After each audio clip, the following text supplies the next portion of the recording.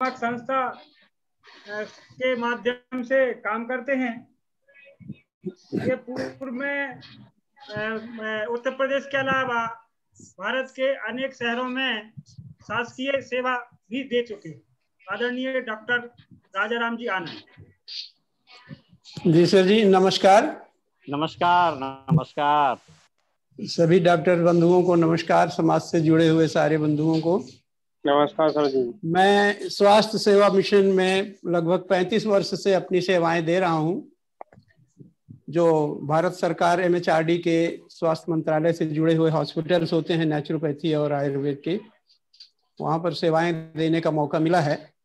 मैं एक बात पहले तो ये स्पष्ट कर देना चाहूँगा कि हमारे देश में आयुर्वेद बड़ी संपन्न चिकित्सा पद्धति है।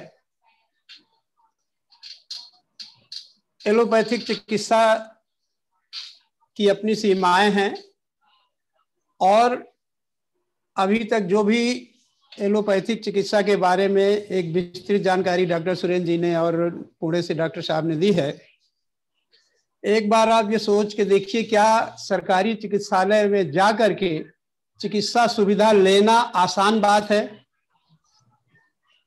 वहां कोई सुनवाई नहीं होती, इतना रस है, इतनी भीड़ है कि कोई डॉक्टर देखने को छूने को तैयार नहीं है। अभी हमारे क्लिनिक में एक दिन एक पेशेंट आया था, उसको थोड़ा सीवियर कंडीशन लग रही थी, तो हमें मेडिकल कॉलेज स्वरूप रानी हॉस्पिटल ले जाना पड़ा।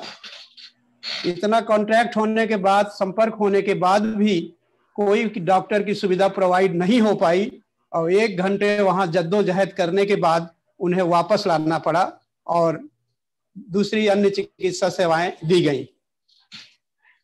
बेहतर होगा सबसे पहले कि सरकारी तंत्र शुरू से इस बात को घोषित कर रहा है कि इस रोग में बिल्कुल पैनिक होने की जरूरत नहीं है, भयभीत होने की जरूरत नहीं है, दहशत में आने की जरूरत नहीं है कि जैसे ही आपको फीवर होता है या जुकाम होता है तो हम सीधे सीधे अपने को कोरोना से लिंक कर देते हैं। मेरी आवाज आ रही है? जी सर आ रही है, बराबर आ रही है। और कोरोना का नाम सुनते ही रोगी का मनोबल बिल्कुल छीड़ पड़ जाता है और उसे लगता है कि अब पता नहीं क्या होने वाला है। ये फ्लू जैसी इन्फेक्शन डिजीज है। क्या सर्दी जुकाम बुखार पहले नहीं होता था क्या किसी को? तब तो हम पैनिक नहीं होते थे, परेशान नहीं होते थे और अपने तरीके से उसको केयर करते थे। 2 से 4 दिन के अंदर धीरे धीरे ठीक हो जाता। वही सिचुएशन आज भी है कि थोड़ा सा इस नई बीमारी का इन्फेक्शन स्पीड तेज है, थोड़ा तेज गति से इस इन्फेक्शन फैल जाता है, लेकिन सिम्टम सेम फ्लू और इन्फ्लुएंजा या सर्दी जुकाम के ही हैं। बेहतर होगा कि जैसे ही बुखार आता है तो आप, क्योंकि ये कफ रोग से संबंधित बीमारी है, जैसे ही इस रोग का प्रकोप होता है हमारे गले में, नाक में कफ का कंजेशन बढ़ने लगता है और तुरंत गले में खराश फील होने लगती है और हम परेशान होने लगते हैं।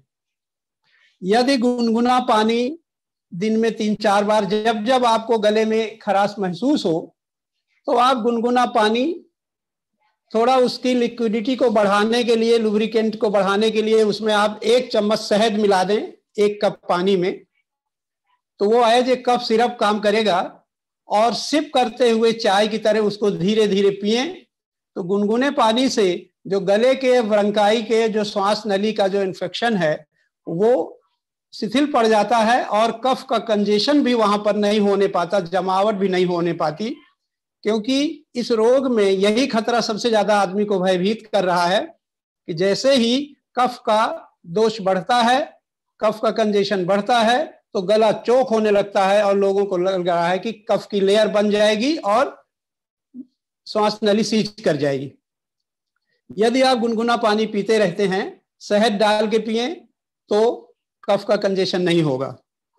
दूसरा, क्योंकि मेरे पास जितने भी इस टाइप के मरीज आए, जैसे मेरे अपने घर में ही बच्चों को, वाइफ को हल्का सा फीवर आया, हमने उन्हें दिन में 3 बार घरेलू उपचार दिया, जिसमें कि तुलसी की 10 पत्तियां, 2 काली मिर्च, 2 लौंग और 1 टुकड़ा दालचीनी का। इसको कुचल करके 1 गिलास पानी में डाला और बॉयल कर दिया। जब वो हाफ हो गया तो उसमें हल्का सा सेंधा नमक डाल दिया और उसको छान करके पी लिया। किसी को कफ का कंजेशन नहीं हुआ, किसी को फीवर 2-3 दिन से ज्यादा नहीं हुआ, खांसी में किसी को प्रॉब्लम नहीं हुई और ज्यादा करीब 4 से 5 दिन में लगभग सभी लोग अपने आप को ठीक महसूस कर रहे हैं। क्योंकि तुलसी हाईली एंटीसेप्टिक एंटीबायोटिक होती है, जो ज्वर नाशक है। काली मिर्च, लौंग कफ नाशक है, जो गले में कफ का जमाव नहीं होने देता है।